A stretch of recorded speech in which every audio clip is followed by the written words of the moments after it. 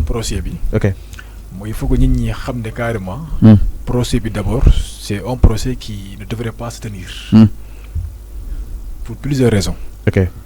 D'abord, c'est vraiment déception là. On a un juge ou des juges qui veulent coûte que coûte rendre une décision de justice à l'instant mardi. Ok. Parce que les conditions ne sont pas réunies pour qu'il y ait d'abord un procès pour tay. Il faut d'abord qu'on revenir en arrière. Ok.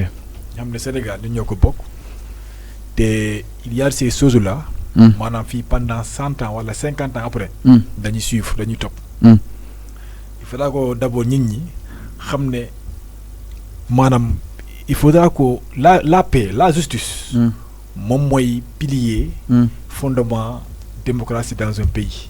Sans justice, Okay. Règlement de compte n'a pas sa place actuellement au Sénégal. Affaire de règlement de compte, voilà, politique, du côté de justice, ça n'a pas d'importance.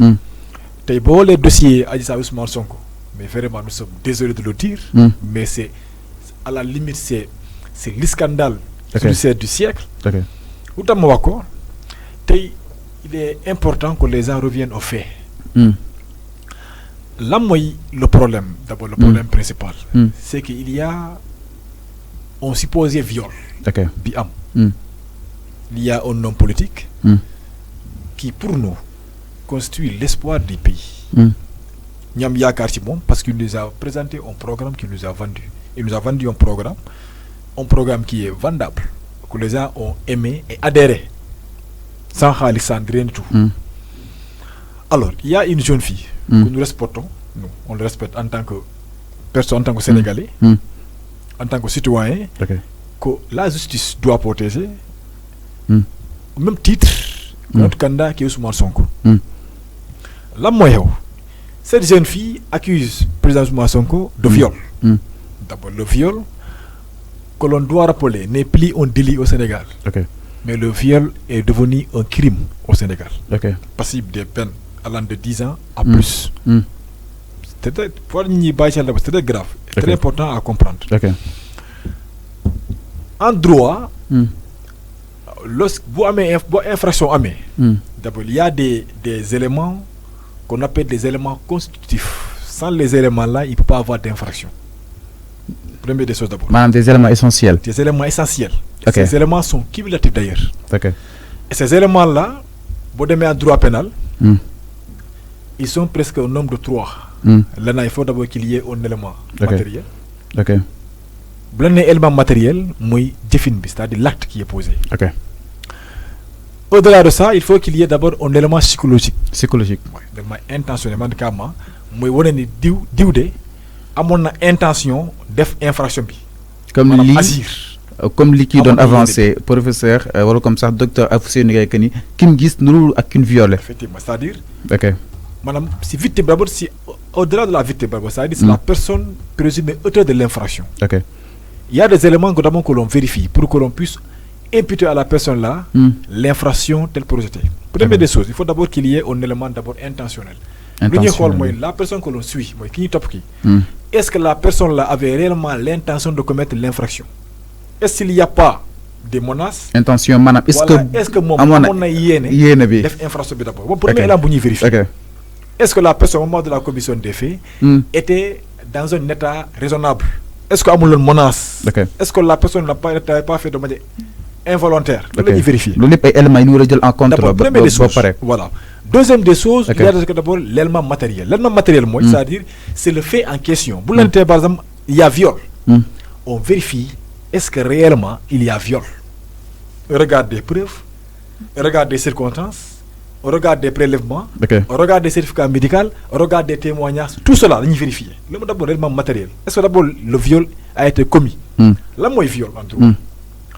Le viol, pour le droit pénal, le viol est tout pénétration sexuelle. Pénétration sexuelle. Que ça soit. Pénétration sexuelle. Madame, dit que des fois, la viol, mais le viol. Non, le viol, pénétration. Pénétration sexuelle. Ça veut dire que nous avons des nahante, des nah sénégalais. Nala no dan lay lal ni, voilà. Du lol moy viol. Viol moy c'est toute pénétration sexuelle de quelque nature qu'elle puisse être. Soit da ngay tëdd nit ki de manière forcée. Voilà nga jëfandikoo sa baram de manière forcée. De manière forcée maanaam sans qu'il y ait consentement. loolu mooy viol. leneen nag ay menaces la ay appuyé wala di loolu ay menaces la. wala agression si nit ki. mais viol en tant que viol tel que stipulé dans le code pénal, il faut d'abord qu'il y ait pénétration sexuelle de quelque nature qu'elle puisse être. loolu la njëkk a vérifier d'abord loolu mooy élément matériel bi. ok en dernier lieu on vérifie s'il y a l'élément légal. Il y a l'élément intentionnel, il y a l'élément matériel. Nous vérifions s'il y a l'élément légal, c'est-à-dire est-ce que l'acte qui a été commis est prévu par un texte en vigueur. Est-ce qu'il y a un texte qui le réprime? Est-ce qu'il y a un texte qui le prévoit? Est-ce qu'il y a un texte qui le sanctionne? Au Sénégal, il y a un texte qui réprime le viol. C'est évident. Il y a un texte, un article qui réprime le viol. Criminalisé. On l'a criminalisé. Okay. Il y a un élément légal. Alors, maintenant, ce que l'on vérifie, voilà. Si on a vu, madame, viol, dañ ko sanctionné, madame, crime la légui. Madame, coup de viol, bu da nga viol nit, yow lu gat di nga te 10 ans de prison en plus. OK. Donc moy infraction bi. OK. Légui dans les faits d'espèce, moy affaire Aïssa Ousmane Sonko. Xam nga d'abord bu infraction amé, manam bu né infraction moy lepp luy crime wala luy contravention wala luy délit. ñett yo lañuy bolé tuddé ko infraction. Infraction manam nga def dal. Na def manam soit su jëf ci tego. Non la fa dem ya am contravention nga def. OK. Ya am délit nga def sax ci affaire yoon wala blessure wala crime. ñett yi lañuy owé infraction. Manam dal na def am dal. Na am def am quoi. OK. Légui nak dans le fait d'espèce mo affaire Aïssa Ousmane Sonko. OK. Aïssa dafa né mom dañ ko violer. Dafa dañ ko violer. D'abord si viol, il y a un élément déterminant. Moi le certificat médical. Le certificat médical est un élément déterminant dans la constitution ou bien dans la preuve du viol. Donc mon premier élément, mon premier élément attester que ni viol amna wala viol amul. OK. Dans le cas bi dame bi né mom dañ ko violer. Il y a un médecin assermenté qui n'est pas n'importe qui, un médecin assermenté de affaire liggéey. Mom mo vérifier ndaw si. Vérifier. Il faut saytu dem def prélèvement vérifier yépp. Mais médecin bi dafa né mom ndaw manam Aïssa bi ko présenter mom Aïssa bi ko présenter. Ndaw si def rapport. Ba mëna viol man ndaw si def rapport sax. Si ñett fan yi ñu génn. Ñett fan yi génn ndaw si def rapport. OK. Première des choses d'abord. Deuxième des choses, il y a ce qu'on appelle l'officier qui a eu à entendre, à auditionner la dame, la présumée victime. Moi, amna officier, amna gendarme, bu déglu ndaw si. OK. Diko enquête. Officier bi moy capitaine Touré, moy qui n'est pas n'importe qui dans ce pays. Un capitaine qui a eu à gérer pas mal de dossiers. OK. Mom mo auditionné ndaw si. Mais d'après ses dires mom néna ku mu jakarlo moi des fois il ne présentait pas des signes d'une personne violée. Est-ce que Diapone l'appréciation personnelle là? Non, d'où appréciation personnelle, c'est-à-dire il est devant un fait, il est devant des documents. Parce que ñu ne ku nekk ak na ngay manifesto. Wadi c'est pas n'importe qui. Wadi a géré pas mal de dossiers dans ce pays-là. OK. Ba légui ni c'est la première fois et puis ce qui est très grave dans un dossier, ñu ne ki ko auditionné manam officier bi parce que les arrange pas dem ba diko djign ab dof. Dafa am turu manto wala ki am capitaine Touré xam nañ c'est un gars qui est très serein, très posé et un gars très professionnel dans son travail. Lolu am. Troisième élément. Mais ndaw si mom mo c'est-à-dire premier élément bi moy docteur Aïssa Gaye si consul de lui ndaw si amna ni 3 jours manam si mon do consulter ndaw si def rapport ça. OK. OK. Deuxième des choses, officier bu ko déglu néna ndaw si vraiment ne présente pas des signes d'une personne qui présente des troubles de viol. OK.